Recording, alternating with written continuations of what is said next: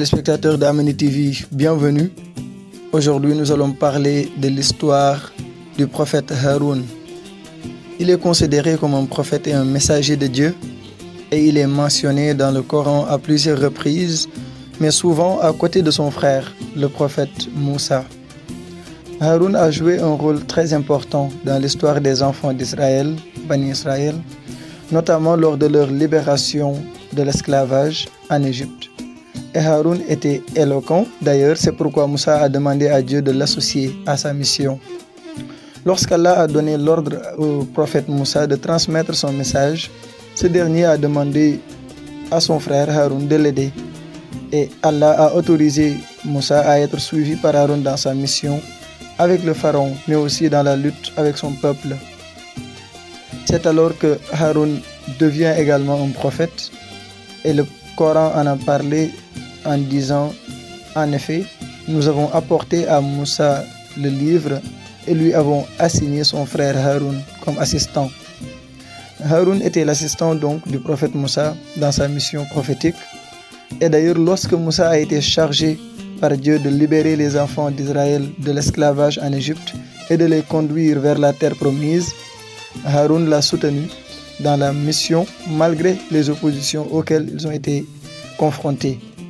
Il prêche donc avec son frère Moussa, le pharaon, afin qu'il se convertisse à l'islam. Haroun, c'est aussi et surtout l'histoire très importante du veau d'or, où certains membres de la communauté des enfants d'Israël ont adoré un veau en or pendant l'absence du prophète Moussa qui était sur le mont Sinaï. Haroun a tenté de les en dissuader et de préserver leur foi en Dieu autant que possible. Mais son peuple n'a pas écouté et a continué à idolâtrer la statue. Le prophète Moussa, qui résidait à la montagne de Tour, est alors informé de cet événement et est retourné de suite auprès de Haroun. La suite est racontée dans le Coran avec ces termes. Lorsque Moïse retourna à son peuple fâché, attristé, il dit: « Vous avez très mal agi pendant mon absence. Avez-vous voulu hâter le commandement de votre Seigneur ?» Il jeta les tablettes et prit la tête de son frère, et il s'agissait du prophète Haroun, en le triant à lui. « Ô fils de ma mère, dit Haroun, le peuple m'a traité en faible, et peu s'en est fallu qu'il ne me tue. Ne fais donc pas que les ennemis se réjouissent à mes dépens, et ne m'assigne pas la compagnie des gens injustes. » Et c'est ainsi que le prophète Moussa a demandé pardon et s'est excusé auprès de Dieu en lui disant: « Ô mon Seigneur, pardonne à moi et à mon frère et fais-nous entrer en ta miséricorde, car tu es le miséricordieux, car tu es le plus miséricordieux des miséricordieux. » Dans l'islam donc, Haroun est respecté en tant que prophète et modèle de piété et de fidélité à Dieu, ainsi que pour son rôle de soutien envers Moussa dans l'accomplissement de leur mission divine commune. Nous reviendrons sans doute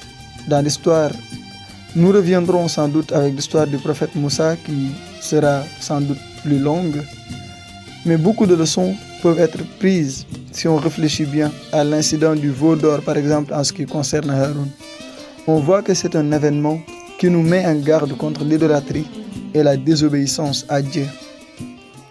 Il est souligné l'importance de rester fidèle à la foi en un seul Dieu, de résister aux tentations et de faire confiance à la volonté d'Allah pour éviter l'égarement, mais aussi pour rester dans la piété. Comment pouvons-nous faire donc pour renforcer notre foi et notre dévotion envers Dieu pour rester sur le droit chemin? Car ce droit chemin, il faut tout faire pour y rester. Pensez-y.